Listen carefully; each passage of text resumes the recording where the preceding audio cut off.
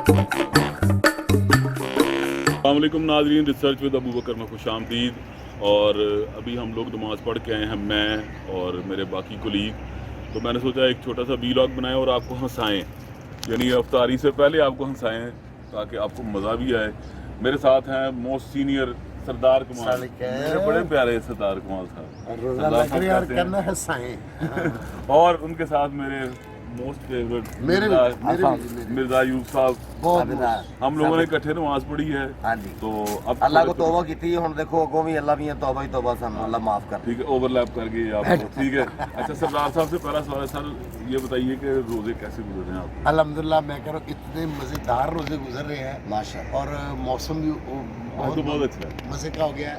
क्योंकि मैं ये कह रहा था कि हर रमज़ान में जब भी गर्मी में रमज़ान शरीफ आता है ना, तो अल्लाह के साथ 2-3 बारिशें बिल्कुल अपनी रहमत फरमा देते हैं और पता ही नहीं चलता है माह रमज़ान के रोजे किस तरह आए और किस तरह गुजरे। बिल्कुल। और सरदार साहब ये बताइए कि जब बचपन में पहली दफ़ा आपने रोज़ा रखा था वो कैसा लगा था? तो थोड़ा सा वाक़या शेयर वो बताइए।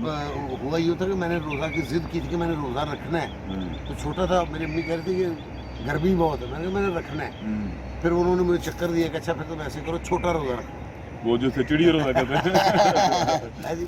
तो वो रोज़ा मुझे याद है कि वो छोटा रोज़ा कहते हैं, जब मर्जी खोल लेना।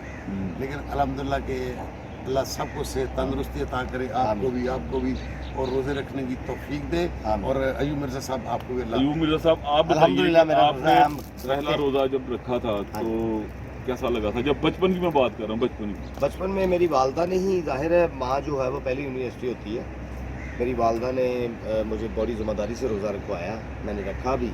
अच्छा मिर्ज़ा साहब ये बताइए, बल्कि सरदार साहब आपसे मेरा सवाल है कि माशाल्लाह आप दोनों की उम्रें तो एक ही हैं। नहीं मेरे से बड़े हैं। अच्छा, वो सीनियर हैं। नहीं, वो मुझसे बड़े कहते हैं लेकिन मैं उनसे कहता हूँ बड़े हैं, लेकिन वो काम में भी बड़े हैं और नाम में भी बड़े हैं। आज के बाद ये तो नहीं फिर किसी को कहेंगे कि मैं आपका जूनियर हूँ। नहीं, आप जूनियर हैं। जूनियर होता है वो यार छोटा एक होता है। नहीं, ये जरूरी नहीं है कि मेरे जूनियर बात सुनो, छोटा हो। मैं तो आप काम कर रहे थे थिएटर में, मैं आपका ड्रामा देख के गया था फैसलाबाद में। ठीक है, तब मुझे इस काम का पता भी नहीं था कि ये क्या होता है। फिर मुझे शौक हुआ आपको देख के कि जी ये अगर ऐ बंदा कर सकते थे मैं भी कर ला। सरदार साहब ਹੁਣ ਪੰਜਾਬੀ ਦੀ ਜੀ ਸੀ ਗੱਲ ਕਰਨੀ ਹੈ। शौक हुआ तो अच्छा हुआ। ਮਿਰਜ਼ਾ ਸਾਹਿਬ ਪੰਜਾਬੀ ਦੀ ਗੱਲ ਕਰਨੀ। ਅੱਛਾ ਸਰਦਾਰ ਸਾਹਿਬ, ਕੋਈ ਐਸੀ ਜੁਗਤ ਤੁਹਾਨੂੰ ਜਿਹੜੀ ਕਿ ਥੀਏਟਰ ਤੇ ਆਵਾਮ ਚ ਤੁਹਾਨੂੰ ਆ ਗਈ ਹੈ, ਕੋਈ ਯਾਦ ਹੋਏ? ये आवाम जो ही जुगत कर दी ना, वो फिर आखिरी कर दी कि उस ਉਹੀ ਦੱਸੋ ਨਾ। मैं कहना कि उस वक्त बत्ती बंद कर दियो ना, जी उन्होंने जुगत करनी होंगी है ना, वो फिर अगली आखिरी गल ही होंगी है। लेकिन मैं चाहना कि मेरे कई दोस्त इस तरह करते हैं कि थिएटर च वो ड्रामा ही आवाम नाल करते ਵਾਹ ਵਾਹ। कि आवाम नू ही जुगत करनी है, आवाम नू ही उन्होंने कुछ कहना है बुरा भला। लेकिन ये उन्होंने सोचना चाहिए कि वो साडे मोतबर शख्सियत होंगी, ਬਿਲਕੁਲ ਜਿਹੜੇ ਸਾਡਾ ਥੀਏਟਰ ਦੇਖਣ ਆਉਂਦੇ ਨੇ, ਸਾਡੇ ਮਹਿਮਾਨ ਵੀ ਹੁੰਦੇ ਨੇ, ਉਹ ਸਾਡੇ ਵਿਊਅਰਸ ਵੀ ਨੇ, ਉਹ ਸਾਡੇ ਚਾਹਣ ਵਾਲੇ ਵੀ ਨੇ। ਉਹਨਾਂ ਨੂੰ ਕੋਈ ਮਾਹੌਲ ਐਸਾ ਜਾਂ ਉਹਨਾਂ ਦੀ ਤੋਹੀਨ ਨਹੀਂ ਕਰਦਾ। ਤੁਸੀਂ ਇੱਕ ਪਰਦਾ ਥੀਏਟਰ ਤੇ ਪਰਦਾ ਕੀ जी ये कल्टन है, ਕਲਟਨ ਨਹੀਂ ਜੀ, ਕਰਟਨ ਨਹੀਂ। पब्लिक दे ऑडियंस दे दौरान जेड़ा ना जी, मतलब आर्टिस्ट दे पब्लिक दा एक कल्टन हुंदा ਨਹੀਂ है। Sir, Curtain। ਮੇਰੇ ਤੁਸੀਂ ਸੀਨੀਅਰ ਹੋ। ਇਹਨਾਂ ਦਾ ਫਨਕਾਰ ਥੀਏਟਰ ਤੇ ਫਨਕਾਰ ਔਰ ਆਵਾਮ ਦੇ ਦਰਮਿਆਨ ਸਿਰਫ ਲਾਈਟ ਦਾ ਪਰਦਾ ਹੈ, ਲਾਈਟ ਆਫ ਖਤਮ। ਠੀਕ ਹੈ है पर्दा ही। ਔਰ ਲਾਈਟ ਦਾ ਪਰਦਾ ਜਿਹੜਾ ਨਾ ਅਸੀਂ ਕ੍ਰਾਸ ਨਹੀਂ ਕਰ ਸਕਦੇ। नहीं नहीं नहीं, ਨਾ ਸਾਨੂੰ ਉਧਰ ਗੱਲ ਕਰਨੀ ਚਾਹੀਦੀ ਤੇ ਨਾ ਉਧਰ ਦੀ ਸੁਣਨੀ ਚਾਹੀਦੀ। देखो जी ਜਦੋਂ ਤੁਸੀਂ ਉਹ ਪਰਦਾ ਹੀ ਵਿੱਚੋਂ ਇੱਧਰ ਉੱਧਰ ਕਰ ਦਿੱਤਾ ਤੇ ਫਿਰ ਕੀ ਰਹਿ ਗਿਆ ਮੈਂ ਪਰਦਾ? ਕਹਿੰਦਾ ਪਰਦਾ ਇੱਧਰ ਉੱਧਰ ਨਹੀਂ ਕੀਤਾ, ਤੁਸੀਂ ਤੇ ਪਰਦਾ ਪਾੜ ਕੇ ਤੇ ਪਤਾ ਨਹੀਂ ਕਿੱਥੇ ਸੁੱਟ ਦਿੱਤਾ ਹੋਇਆ। ਅੱਛਾ ਸਰਦਾਰ ਸਾਹਿਬ, ਤੁਸੀਂ ਆਪਸ ਵਿੱਚ ਬਹਿਸ ਹੋ ਗਈ ਤੁਹਾਡੀ, ਮੈਂ ਸਿਰਫ ਪੁੱਛ ਰਿਹਾ ਕੋਈ ਜੁਗਤ ਤੁਸੀਂ ਵੀ ਕਵਰ ਕਰਕੇ ਜੁਗਤ ਜਿਹੜੀ ਹੈ ਉਹ ਦੱਸੋ ਨਾ ਆਵਾਮ ਨਹੀਂ, ਮੈਨੂੰ ਇੱਕ ਵਕੂਆ ਯਾਦ ਆ ਗਿਆ ਕਿ ਆਪਣਾ ਸੈयद ਅਫਜ਼ਾਲ ਅਹਿਮਦ ਸਾਹਿਬ ਜਿਹੜੇ ਨੇ, ਅੱਲਾਹ ਕਿਆ ਉਹਨਾਂ ਬਾਤ ਨੂੰ ਸਿਹਤ ਤੰਦਰੁਸਤੀ ਅਤਾ ਕਰੇ। ਆਮੀਨ। ਅਗਰ ਕੋਈ ਹਾਲ ਚੋਂ ਬੋਲਦਾ ਸੀ ਨਾ ਬੰਦਾ, ਕਿਸੇ ਨੇ ਓਵਰਲੈਪ ਕੀਤਾ ਹਾਲ ਚੋਂ, ਤੇ ਫਿਰ ਸਮਝੋ ਕਿ ਡਰਾਮਾ ਰੁਕ ਗਿਆ। ਅੱਛਾ उन्होंने कहा 1 मिनट रुक जाइए भाई। तो फिर उन्होंने से रुका, मेरे मोहतरम दोस्त वहाँ बैठ के बोलना बहुत आसान है, यहाँ खड़े होके बोलना ये बहुत मुश्किल है। वाह वाह वाह। अगर आप में हिम्मत है तो यहाँ आइए, यहाँ आके बोलिए। तो कोई हाल तो आंदा नहीं सुना, डरता कि यार स्टेज पे पता नहीं की है। ये उन्होंने रूटीन चल रही सुना। और मैं कई बार अफजाल साहब ने कहा, मैं अफजाल साहब इस तरह ना किया करूँ, ये ना हो कि किस दिन को आ ही जाए। ਆਈ ਜਾਏ। और इसी तरह कि एक दिन उन्होंने क्या कि मेरे मोहतरम वहाँ बैठ के जो करना आवाज़ें कसना आसान है, यहाँ आके बोलो तो मैं मानूँ। तो बंदा उठा तो सीधा स्टेज पे आ ਓਏ ਉੱਤੇ ਖਲੋ ਕੇ ਅਫਜ਼ਾਲ ਸਾਹਿਬ ਕਹਿੰਦਾ ਇੱਥੇ ਕੀ ਗੁੰਮ ਹੋ ਗਿਆ ਆ ਕੇ ਕਹਿੰਦਾ ਇੱਥੇ ਕੀ ਹੈ? ਉਹ ਕੋ ਅੱਲਾ ਦਾ ਐਸਾ ਕਰਨਾ ਹੋਇਆ ਕਿ ਪਤਾ ਨਹੀਂ ਘਬਰਾ ਕੇ ਮੇਰਾ ਨੂੰ ਹੱਥ ਪੈ ਗਿਆ। ਮੈਂ ਕਿਹਾ ਇੱਕ ਮਿੰਟ ਇੱਥੇ ਤੈਨੂੰ ਮੈਂ ਦੱਸਣਾ ਕੀ ਹੈ। ਉਹ ਫਿਰ ਜਾਨ ਛੁਡਾਵੇ ਥੱਲੇ ਜਾਣ ਦੀ। ਹਾਏ ਹਾਏ ਫਿਰ ਉਹਨੂੰ ਕਿੰਨੇ ਜਾਨ ਦੇਣਾ ਸੀ? ਨਾ ਠੀਕ ਹੈ ਜੀ। ਬਹਰਹਾਲ ਫਿਰ ਉਹ ਜਾਣ ਲੱਗਿਆ। ਇਹ ਕਹਿ ਗਿਆ ਕਿ ਯਾਰ ਇਹ ਫਰਕ ਹੋਣਾ ਚਾਹੀਦਾ ਹੈ।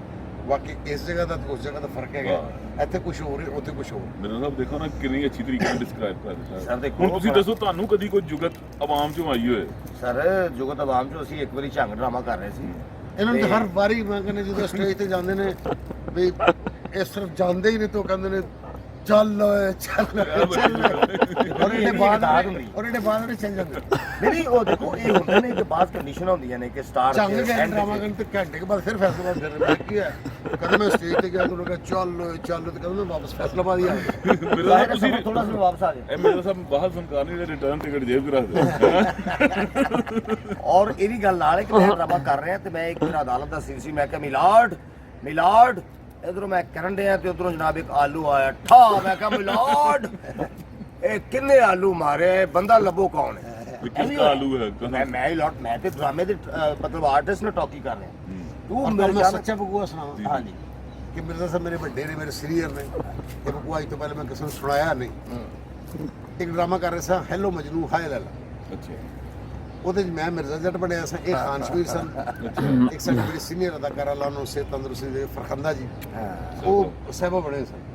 ਔਰ ਇਹਨਾਂ ਨੂੰ ਮੇਰੇ ਤੇ ਪਤਾ ਨਹੀਂ ਕਿਸ ਗੱਲ ਦਾ ਗੁੱਸਾ ਹੈ। ਅੱਜ ਤੱਕ ਇਹਨਾਂ ਨੂੰ ਮੇਰੇ ਤੇ ਗੁੱਸਾ ਹੈ। ਮੇਰੇ ਵੱਡੇ ਨੇ ਵੇਖੋ ਮੈਂ ਇਹ ਵੇਖੋ ਇਹਨਾਂ ਦੇ ਗੋਡੇ ਨਹੀਂ ਹੱਥ ਲਾ ਰਹੇ, ਮੈਨੂੰ ਕੋਈ ਮੈਂ ਲਾ ਰਹੇ ਹੱਥ ਲਾ ਰਹੇ। ਮੈਨੂੰ ਕੋਈ ਗੁੱਸਾ ਇਹ ਮੇਰੇ ਵੱਡੇ ਨੇ। ਉਦੋਂ ਵੀ ਇਹਨਾਂ ਨੂੰ ਮੇਰੇ ਤੇ ਗੁੱਸਾ ਸੀ। ਉਦੋਂ ਮੇਰੀ ਸਿਹਤ ਬੜੀ ਕਮਜ਼ੋਰ ਜੀ ਔਰ ਫੁਰਤਾ ਹੋਣਾ ਸੀ। ਇਹ ਮੈਨੂੰ ਨਾ ਡਾਂਗ ਮਾਰਨ ਦੇ ਚੱਕਰ ਸਨ ਓਰੀਜਨਲ ਕਿ ਮੈਂ ਇਹਦਾ ਸਿਰ ਪਾੜਦਾ ਕਿਸੇ ਦੇ। ਲੋ ਜੀ ਇੱਕ ਦਿਨ ਵੇਲਾ ਆ ਗਿਆ ਕਿ ਇਹਨੇ ਡਾਂਗ ਮਾਰੀ ਹੈ ਤੇ ਮੈਂ ਮਿਸ ਕੀਤੀ। ਮਤਲਬ ਮੇਰੀ ਜਗ੍ਹਾ ਤੇ ਸਾਹਿਬਾ ਸੀ, ਇੱਥੇ ਮਿਰਜ਼ਾ ਸੀ, ਇੱਥੇ ਖਾਨ ਸ਼ਬੀਰ ਸੀ। ਖਾਨ ਸ਼ਬੀਰ ਨੇ ਮੈਨੂੰ ਡਾਂਗ ਮਾਰੀ ਯਾਨੀ ਕਿ ਤੁਹਾਨੂੰ ਡਾਂਗ ਮਾਰੀ ਹੈ ਤੇ ਮੈਂ ਇੰਜ ਮਿਸ ਕਰਕੇ ਥੱਲੇ ਬੈਠਾ ਵਾਂ ਤੇ ਡਾਂਗ ਵੱਜੀ ਹੈ ਸਾਹਿਬਾ ਦੇ ਸਿਰ 'ਚ। ਤੇ ਮੈਂ ਸਿਰਫ ਸਾਹਿਬਾ ਦਾ ਖੂਨ ਵੇਖਿਆ ਕਿ ਇਹ ਇੱਥੋਂ ਜਾ ਰਿਹਾ ਸੀ। ਸਾਹਿਬ ਬੜੇ ਜ਼ਾਲਮ ਆਦਮੀ ਸਾਹਿਬਾ ਦਾ ਖੂਨ ਇੱਥੋਂ ਜਾ ਰਿਹਾ ਸੀ ਤੇ ਮਿਰਜ਼ਾ ਸਾਹਿਬ ਜਿਹੜੇ ਨਾ ਉਹ ਉੱਥੇ ਜਾ ਰਹੇ ਦੌੜ ਗਏ। ਨਹੀਂ ਲੇਕਿਨ ਨਹੀਂ ਮੇਰੀ ਗੱਲ ਸੁਣੋ। ਇਹਨਾਂ ਨੂੰ ਲੱਗਾ ਕਿ ਮੈਂ ਡਾਂਗ ਮਾਰ ਰਿਹਾ। ਮੈਂ ਫਰਖੰਦਾ ਜੀ ਦੀ ਦਾਤ ਦੇਣਾ ਚਾਹਾਂਗਾ ਕਿ ਮੈਂ ਇੱਥੇ ਉਹਦੇ ਹੱਥ ਰੱਖਿਆ ਸੀ ਤੇ ਮੈਨੂੰ ਉਹ ਕਹਿ ਰਹੀ ਸੀ ਉਹਨੂੰ ਕੁਛ ਨਾ ਕਹਿਣਾ, ਉਹਨੂੰ ਕੁਛ ਨਾ ਕਹਿਣਾ, ਉਹ ਇੰਦਾ ਹੀ ਹੈਗਾ, ਉਹਨੂੰ ਕੁਛ ਨਾ ਕਹਿਣਾ, ਡਰ ਕੇ ਨਸ ਗਿਆ ਜੇ ਤੇ ਆ ਕਰਦੀ ਬੇਹੋਸ਼ ਹੋਈ। ਮਿਰਜ਼ਾ ਸਾਹਿਬ ਸ਼ੁਰੂ ਤੋਂ ਇਹੋ ਜਿਹੇ ਮਾਊਸ ਨਹੀਂ ਮਾਊਸ ਨਹੀਂ। ਮੈਂ ਮਤਲਬ ਹਾਸ਼ਾ ਲੱਲਾ ਕਿ ਕੁਰਾਨ ਸ਼ਰੀਫ ਦਾ ਮਹੀਨਾ ਹੈਗਾ, ਮੈਂ ਝੂਠ ਨਹੀਂ ਬੋਲਦਾ ਕਿਉਂਕਿ ਇਹ ਕੰਮ ਦੀ ਜੰਗ ਹੈ। ਉਹਨਾਂ ਨੂੰ ਲੱਗਾ ਲੇਕਿਨ ਮੈਂ ਜਿਹੜਾ ਨਾ ਇੱਕ ਮਾਈਮ ਦੀ ਸ਼ਕਲ ਮੈਂ ਸ਼ੁਰੂ ਤੋਂ ਮੇਰੀ ਫਾਈਟ ਰਹੀ ਹੈ ਕੰਮ ਕਿ ਜਿਸ ਆਰਟਿਸਟ ਦੇ ਹੱਥ 'ਚ ਮਾਈਮ ਨਹੀਂ ਨਾ ਮੈਂ ਉਸ ਆਰਟਿਸਟ ਨੂੰ ਆਰਟਿਸਟ ਨਹੀਂ ਮੰਨਦਾ। ਯਾਰ ਕਿਹੜਾ ਮਾਈਮ ਤੂੰ ਇਹ ਸੁਣੋ ਸਿਰ ਪਾੜ ਦੇ। ਮੈਂ ਇਹ ਕਰਕੇ ਨਾ ਮੈਂ ਇੱਕ ਡਰਾ ਰਿਹਾ ਐਸਾ ਕਰਕੇ ਇਹ ਕਰਕੇ ਤੇ ਉਹਨਾਂ ਦੇ ਐਂਗਲ ਗਲਤ ਹੋਣ ਨਾਲ ਉਹ ਆ ਸਾਰੇ ਗਏ। ਫੋਰਸ ਹੀ ਨਹੀਂ ਸੀਗੀ ਉਹ ਤੇ ਸੀ ਪੂਰੀ ਫਿਲਮੀ ਡਾਂਗ। ਨਹੀਂ ਸਰ ਨਹੀਂ ਉਹ ਮੇਰਾ ਮਤਲਬ ਹੈ ਕਿ ਮੈਂ ਖਾਨ ਸ਼ਮੀਰ ਬਣਿਆ ਹੈ। ਯਾਰ ਤੁਸੀਂ ਇਜਾਜ਼ਤ ਲਓ ਇਹ ਗੱਲ ਲੰਮੀ ਫਿਰ ਮਿਰਜ਼ਾ ਸਾਹਿਬ ਮੇਰੀ ਗੱਲ ਸੁਣੋ ਤੇ ਲੰਮੇ ਪੈ ਕੇ ਸੁਣ ਲੈਂਦੇ। ਮੇਰੀ ਗੱਲ ਸੁਣੋ ਆਵਾਮ ਨੂੰ ਕੁਝ ਕਹਿਣਾ ਚਾਹੁੰਦੇ ਹੋ? ਸਰਦਾਰ ਕਮਾਲ ਟੀਵੀ ਦੇ ਉੱਤੇ ਚੱਲ ਰਿਹਾ ਬਸ ਇਹੋ ਕਹਿ ਦੇਣਾ ਕਿ ਸਰ, ਸਰਦਾਰ ਹੀ ਕਮਾਲ ਖਿਆਲ ਸਾਹਿਬ। ਰੱਖਣਾ ਯਾਰ ਕੀ ਕਹਿਣਾ ਲੰਮੀ ਚੌੜੀ ਸਰਦਾਰ ਕਮਾਲ ਸਾਹਿਬ ਬੱਬਰ ਸ਼ੇਰ ਆਦਮੀ ਨੇ। ਕੱਲ ਸਰਦਾਰ ਕਮਾਲ ਸਾਹਿਬ ਵਾਸਤੇ ਕਰਾਂਗਾ ਕਿਉਂਕਿ ਮੈਨੂੰ ਇਹਨਾਂ ਦੇ ਨਾਲ ਕੰਮ ਕਰਦੇ ਹੋਇਆ ਕਾਫੀ ਅਰਸਾ ਹੋ ਗਿਆ ਲੇਕਿਨ ਜਿਵੇਂ ਕਹਿੰਦੇ ਟਿਕ ਕੇ ਕੰਮ ਹੁਣ ਕਰ ਰਿਹਾ ਮੈਂ। ਕੀ ਬਾਤ। ਨਾਜ਼ਰੀਨ ਸਰਦਾਰ ਕਮਾਲ ਇਸ ਵੇਲੇ ਸਾਡੇ ਕੋਲ ਹੋਣਾ ਇਸ ਤਰ੍ਹਾਂ ਹੀ ਹੈ ਕਿ ਜਿਸ ਤਰ੍ਹਾਂ ਇੱਕ ਲੈਜੈਂਡ ਤੁਹਾਡੇ ਕੋਲ ਹੈ ਤੁਸੀਂ ਉਹਦਾ ਫਾਇਦਾ ਚੁੱਕ ਰਹੇ ਹੋ। ਠੀਕ ਹੈ ਅਮਾਨੁੱਲਾ ਸਾਹਿਬ ਤੋਂ ਬਾਅਦ ਮੈਂ ਸਮਝਣਾ ਕਿ ਸਰਦਾਰ ਕਮਾਲ ਹੈ ਕਿ ਜਿਹੜਾ ਇਸ ਟਾਈਮ ਸਾਡਾ ਸਰਮਾਇਆ ਅੱਲਾਹ ਤੁਹਾਡੀ ਔਰ ਅੱਲਾਹ ਤਾਲਾ ਇਹਨਾਂ ਦੀ ਜ਼ਿੰਦਗੀ ਕਰੇ। ਅੱਲਾਹ ਮੈਨੂੰ ਸਿਹਤ ਜ਼ਿੰਦਗੀ ਦੇਵੇ ਤੇ ਮੈਂ ਤੁਹਾਡੀ ਖਿਦਮਤ ਕਰਦਾ ਰਹਾਂ ਇਨਸ਼ਾਅੱਲਾ। ਤੇ ਬਾਕੀ ਇਹਨਾਂ ਦੇ ਟੀਵੀ ਨੂੰ ਜ਼ਿਆਦਾ ਤੋਂ ਜ਼ਿਆਦਾ ਸਬਸਕ੍ਰਾਈਬ ਕਰੋ। ਸਰਦਾਰ ਕਮਾਲ ਆਫੀਸ਼ੀਅਲ ਹੋ ਰਿਹਾ। ਇਹਨਾਂ ਨੇ ਮੈਨੂੰ ਗਿਲਾ ਕੀਤਾ ਹੈ ਕਿ ਵਿਊਜ਼ ਨਹੀਂ ਆ ਰਹੇ ਤੇ ਨਾ ਹੀ ਵਾਚ ਟਾਈਮ ਆ ਰਿਹਾ ਤੇ ਉਹਨਾਂ ਨੂੰ ਦਿਓ। ਸਾਡਾ ਆਉਣ ਦਾ ਮਕਸਦ ਹੀ ਇਸ ਵਾਸਤੇ ਸੀ ਕਿ ਅਸੀਂ ਇਹਨਾਂ ਤੁਹਾਡੇ ਅੱਗੇ ਗੁਜ਼ਾਰਿਸ਼ ਕਰ ਸਕੀਏ ਤੇ ਬਾਕੀ ਸਾਨੂੰ ਰੋਜ਼ਾ ਲੱਗ ਰਿਹਾ ਸਰਦਾਰ ਨਾ ਅਸੀਂ ਲੜ ਪਈਏ। ਸਰਦਾਰ ਕਮਾਲ ਮੈਂਸ਼ਨ ਜ਼ਰੂਰ ਟਲੀ ਦਾ ਬਟਨ